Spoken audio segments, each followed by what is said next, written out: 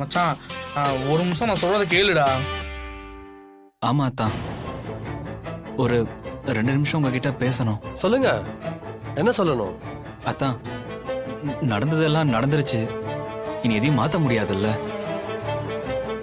ஏதாவது time machine இருந்தா கூட திரும்பி போய் நடந்ததெல்லாம் மாத்திடலாம்.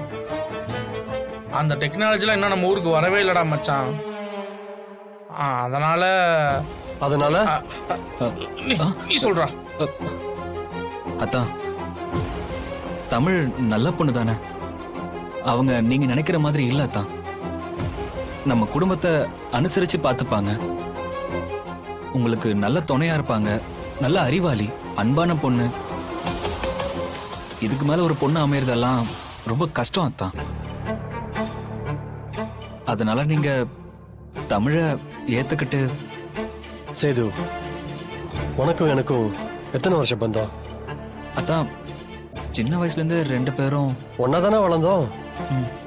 என் கூட பிறந்த சகோதரன் மாதிரி தானே நீ? ஆமா அத்தான். இது நிக்கிறானே கேடி, 10 வருஷமா எனக்கு நண்பன்.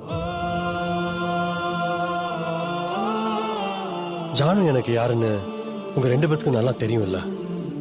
அவங்க என் உயிர். என் அம்மாவுக்கு மேல நான் ஜானுவை பாக்குறேன். நீயே சொல்லு சேது,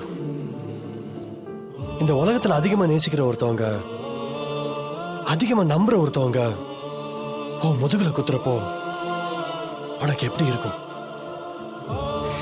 கேடி, நீ சொல்றா, உனக்கு எப்படி இருக்கும்?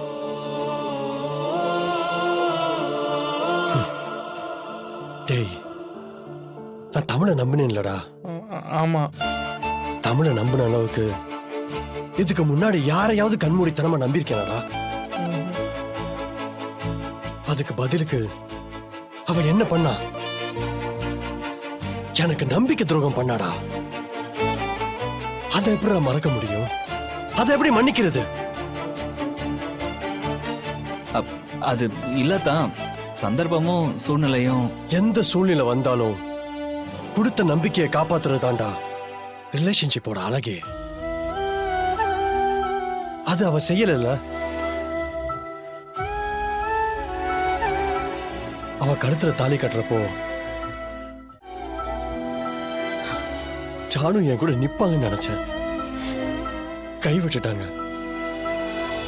என்ன சபையில நிக்க வச்சு பிளாக்மெயில் பண்ணி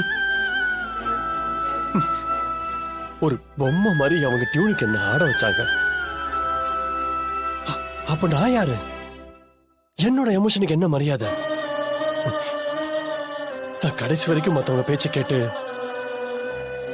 எனக்கு பிடிக்காத ஒரு வாழ்க்கையை தான் வாழணும் இல்ல?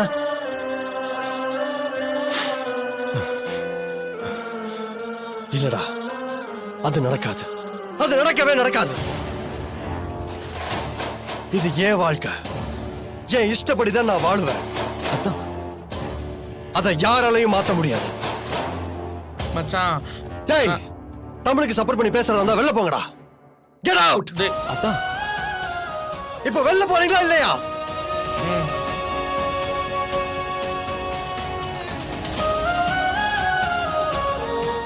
நீங்களா உட்காருங்க. உட்காருப்பா.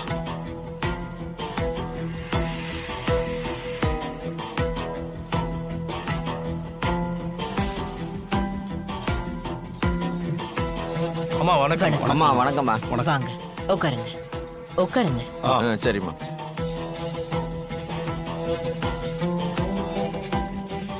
என்ன விஷயம், எல்லாரும் சேர்ந்து வந்திருக்கீங்க? இல்லம்மா, எங்க குடும்பத்துல ஒரு நல்லது கெட்டதுன்னா உங்ககிட்ட தான் வந்து யோசனை கேட்போம்.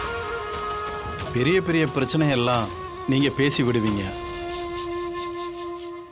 இன்னைக்கு உங்க மேலேயே ஒரு குற்றச்சாட்டு வந்திருக்கு. அதான் நேர்ல என்ன ஏதுன்னு கேட்டு போலாம்னு.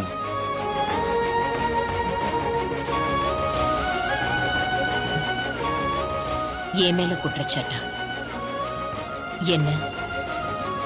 தம்பி உள்ள வாங்க.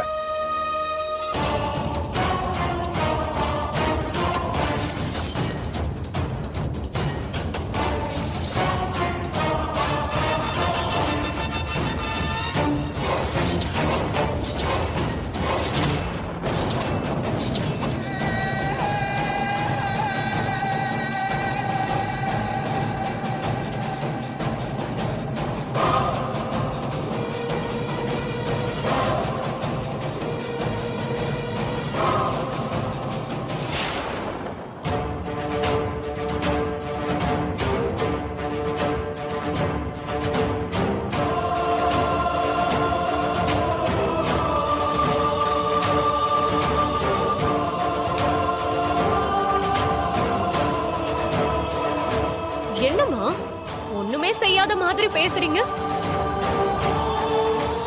எனக்கு நம்பிக்கையை கொடுத்து மணமேடையில உட்கார வச்சு கடைசி நேரத்துல நீங்க சபதம் போட்ட மாதிரி சிபைய அந்த தமிழ் கழுத்துல தாலி கட்ட வச்சீங்கல்ல,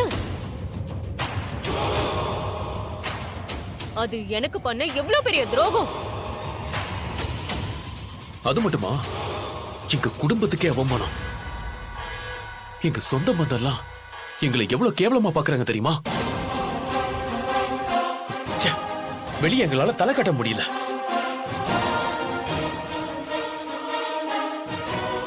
நாங்களும் கல்யாணத்துக்கு வந்திருந்தோம், நடந்ததெல்லாம் நாங்களும் பார்த்தோம்தான். நீங்க பண்ணது தப்பு இல்லையாமா? தப்புதான், தப்புதான். இப்படி ஒரு பொண்ண சரியா தெரிஞ்சுக்காம மணமேடை வரைக்கும் கூட்டிட்டு வந்தது ஏன் தப்புதான்.